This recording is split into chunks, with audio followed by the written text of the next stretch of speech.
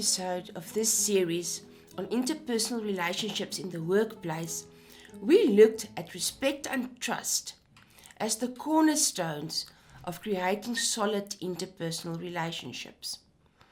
In this episode, we will focus our attention on effective communication, including listening and nonverbal communication.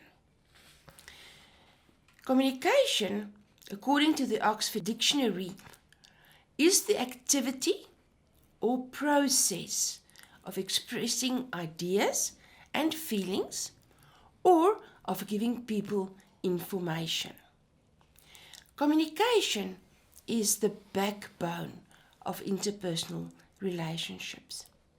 It is the glue that keeps individuals together, allowing them to understand and connect with each other. When we communicate effectively, we can express our ideas, opinions, and concerns openly and honestly. Furthermore, effective communication enables us to navigate conflict and disagreements more constructively. When we are able to communicate our concerns calmly and respectfully, without resorting to anger and defensiveness, we create a safe space for dialogue and compromise. Open communication is one of the easiest ways to foster strong relationships. For teams, communication can be the make or break factor in relationship building.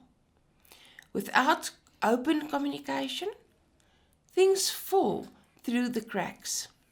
People work in silos, and it can feel as if everyone is just working for themselves instead of working as a cohesive unit. Having strong interpersonal relationships and communication skills is important for our development, productivity, and ultimate success in our careers. Eventually, solid communication skills between workers are the key to company success. How do we communicate? As human beings, we use both verbal and non-verbal ways to communicate. Both these types of communication play an enormous role in the way our message is received and interpreted. Verbal communication occurs wherever we use words to convey information, and this can include both written and spoken words, as well as sign language. Verbal communication skills refer to the way we relay messages through words. This can include the way we speak and the way we write. The primary goal of verbal communication is to use language to convey information clearly and concisely. Effective verbal communication is crucial to the exchange of ideas and information in the workplace. Some examples of situations in which we communicate in the workplace would be our annual performance reviews with our supervisors, new employee training sessions, or friendly chats with our colleagues. As we can see from the examples, communication takes place in both formal and informal settings. These all have a common purpose: to convey a message. The trick is to be able to relay a clear message which is understood the way it was intended. Our messages are influenced by various factors. Let us take a closer look. Our word choice. The appropriate word choices will vary with different situations, topics, and audiences.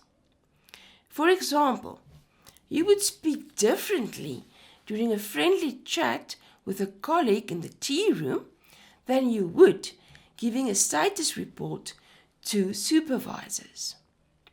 Regardless of the scenario, words should be chosen carefully.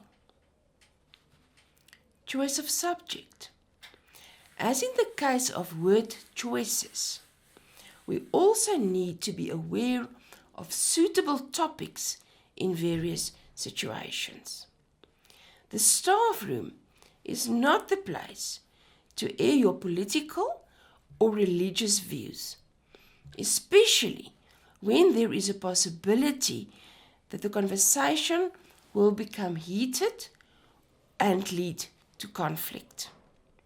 Similarly, talking about your weekend party is not appropriate whilst giving a status update on your project to the CEO.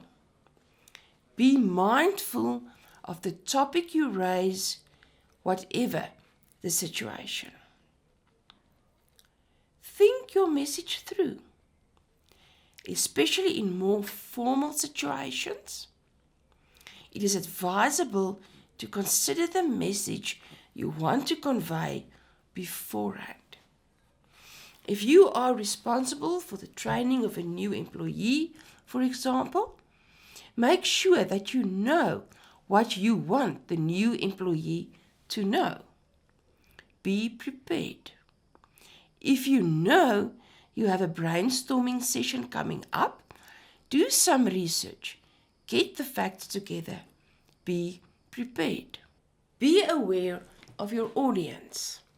Keep your intended audience in mind when communicating and consider their perspective. Your intended audience will dictate the tone of your communication, as well as the mannerisms and other aspects of verbal communication you can use to enhance your communication.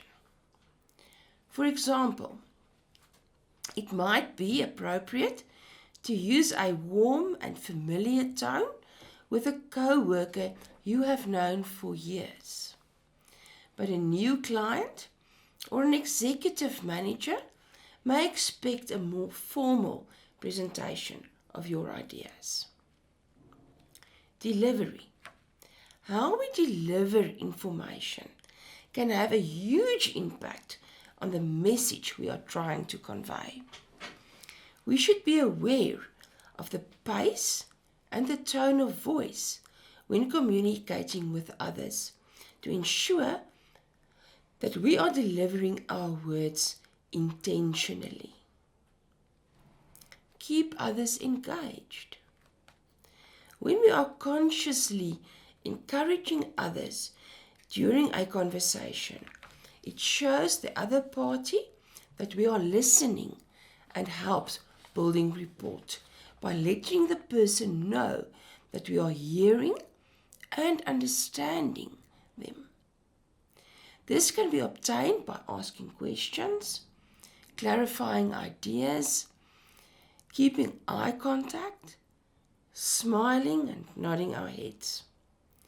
Through keeping others involved in the conversation, we communicate interest in what they have to say, offer reassurance, and develop meaningful relationships. Communication is not a one-way street. It is not only about the person who sends the message, but also about the person who receives the message. If we can compare it to the working of a cell phone. Both need signal. In order to grasp the message we receive, we also have the responsibility to actively listen. Active listening. Listening is one of the most important skills we can have. How well we listen has a major impact on the quality of our relationships with other people, as well as the effectiveness in the place of work. Why do we listen? We listen to gain information. We listen to understand. We listen to learn. And we listen for enjoyment. Keeping in mind all the listening that we do, we would think that we are pretty good at it. But in reality, we are not. Active listening is when you make a conscious effort to hear the complete message by being communicated. How is active listening accomplished? We need to pay attention. By paying attention, we give the speaker our undivided attention and acknowledge the message. We pick up on non-verbal clues. How do we do this? We look at the person talking. We focus our thoughts on the conversation. We do not prepare an answer while listening.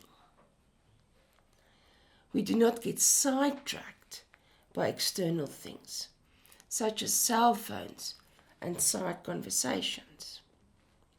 We take note of the person's body language.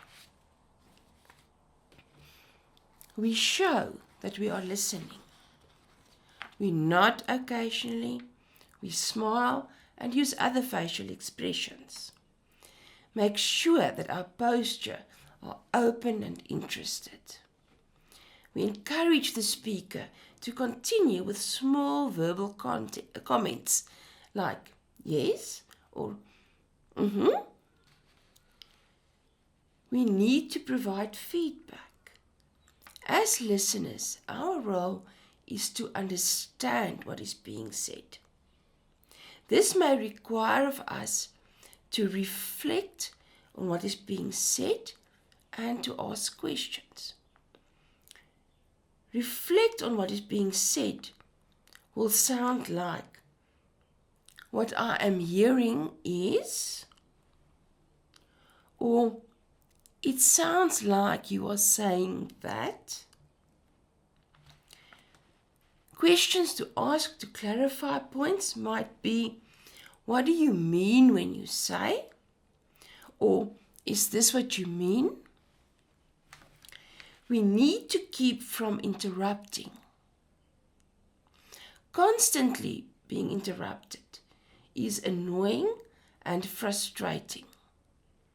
It keeps us from fully grasping the message. Allow the speaker to finish each point before asking questions. Do not interrupt with counter arguments. We need to respond appropriately. Through active listening, we foster respect and understanding.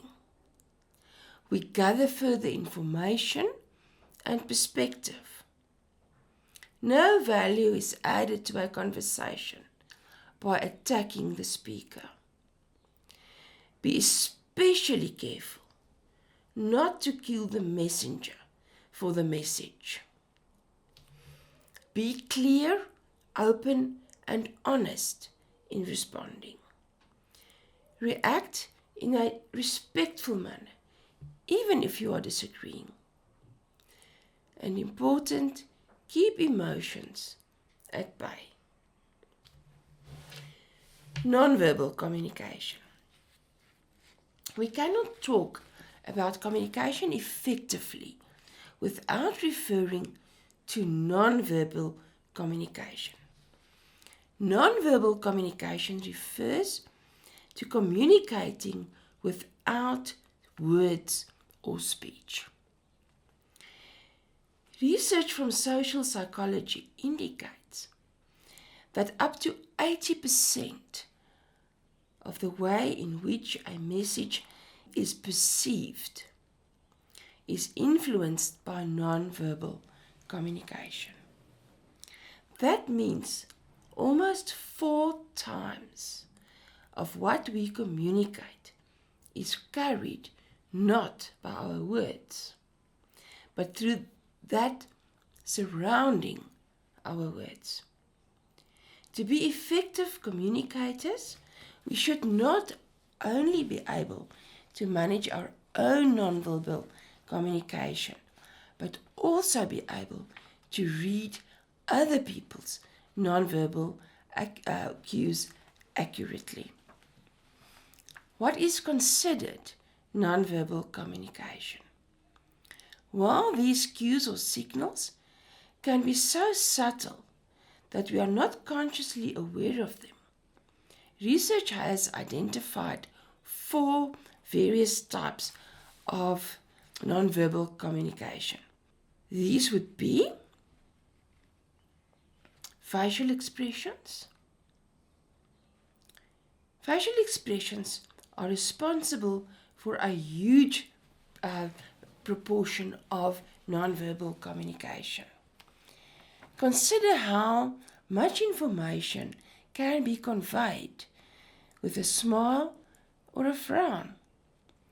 The look on a person's face is often the first thing we see, even before we hear what they have to say. While nonverbal communication and behavior can vary dramatically between cultures, the facial expressions of happiness, sadness, anger, fear are similar throughout the world. Gestures, deliberate movements and signals are an important way to communicate meaning without words. Common gestures such as waving, pointing, thumbs up are all important and often used gestures. Some gestures, though, are arbitrary and related to culture. It is quite important to keep that in mind and know which gestures will be experienced as offensive in your environment. The loudness and the tone of your voice. Vocal communication refers to the way we say things and not the words that we use. This form of nonverbal communication includes factors such as the tone of voice, the loudness, the inflection, and the pitch.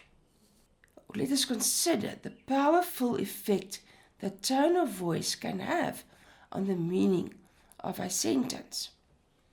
When said in a strong tone of voice, listeners might interpret its statement as approval or enthusiasm. The same words can be said in a hesitant tone and can convey disapproval or lack of interest. If I say, "That is a good idea," versus "That is a good idea," the way that you are going to perceive and understand what I'm saying is going to be vastly different. Body language. Posture and movement can also provide a great deal of information. Earlier, a lot of emphasis was placed upon things such as defensive posture, like arm crossing and leg crossing. Now we know through intensive research that body language is far more subtle, but still gives us a lot to work with. For example, if somebody is speaking to you and you turn your shoulder away, it obviously communicates that you are not all that interested. If you're part of a conversation and you drop your shoulders like that, it also shows that you are either not interested or extremely disheartened through what has just been said. Personal space. The amount of distance we need and the amount of space we perceive as belonging to us are influenced by several factors. Among them are social norms, cultural expectations, situational factors, personality characteristics, and level of familiarity. When we talk to somebody and they step backwards, it is usually a sign, an indication that we are invading their personal space. Do not give a step closer. Someone's desk is their personal space. Do not put personal belongings onto someone else's desks unless invited to do so. Eye gaze. The eyes play an important role in nonverbal communication, with such things as looking, staring, and blinking being important cues. People's eyes can indicate a range of emotions, including hostility, interest, and attraction. Sure ways to cue communication are to move eyes around, looking at the floor or staring at the ceiling. Look at people with kind eyes. Touch. Communicating through touch is another important non-verbal communication behavior. Touch can be used to communicate affection, familiarity, sympathy, and other emotions. In the workplace, we obviously need to be extremely careful when touching co-workers, as this can easily be misinterpreted as harassment. Having said that, a firm handshake conveys confidence and respect more than words can do. A hand on the shoulder of a bereaved colleague speaks louder than 1,000 words. But keep it appropriate. In conclusion, we can say that open and genuine communication can make it easier to solve problems, resolve conflict, avoid miscommunication, and building solid interpersonal relationships in the workplace.